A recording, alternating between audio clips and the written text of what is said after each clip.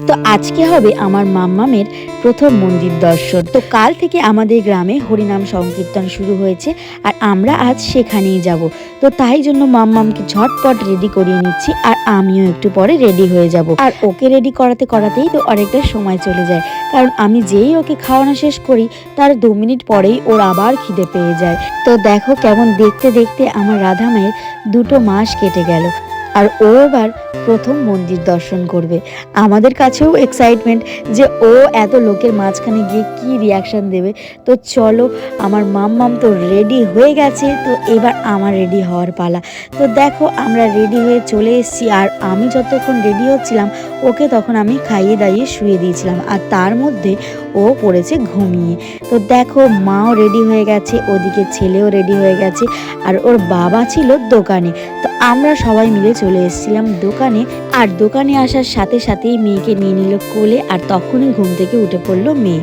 তো তারপরে আমরা বললাম যে চলো আমরা একসাথে ঠাকুরতলায় যাব আর একসাথে খাওয়া দাওয়া করব, তুমি দোকানটা বন্ধ করে নাও। তো দোকানটা ও ঝটপট বন্ধ করে নিল আর আমরা সবাই মিলে চলে আসলাম ঠাকুরতলায়।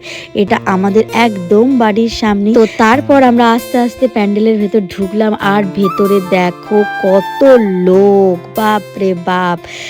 তো ভিতরে যেমন লোকের ভিড় আর তেমনি প্রচণ্ড গরম। আর আমি ঠিকই করেছি যে আমি শাড়ি পরে যাইনি, কারণ এই গরমের মধ্যে শাড়ি পরে ওকে আমি ঠিক করে সামলাতে পারবো না। আর প্রত্যেক বছর এই চৈত্র মাসে আমাদের গ্রামে এই হরিনাম সংকীর্তন শুরু হয়। 3-4 দিন ধরে এই অনুষ্ঠান পর্ব চলতে থাকে আর এই হরিনাম সংকীর্তনের দিনই ভোগ বিতরণ করা হয়।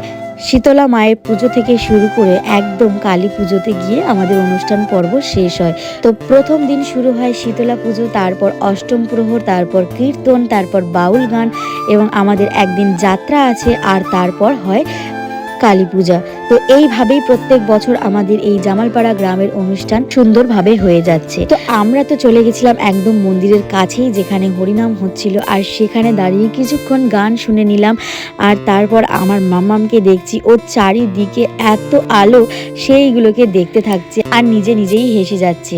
একবার ওর ঠাম্মির কোলে, একবার পাপার কোলে আর একবার আমার কোলে। আর মন্দির চত্বরটা কি সুন্দর সাজিয়েছে দেখেছো, চারিদিকে লাইটিং, আলো আর প্যান্ডেলের সাজসজ্জা, কি অপূর্ব দেখতে লাগছে না। তো তারপর আমরা বসে গেলাম ভোগ খেতে। তো দেখো ভোগের মধ্যে ছিল ফ্রায়েড রাইস আর আলুর দম আর চাটনি আর পাঁপড়।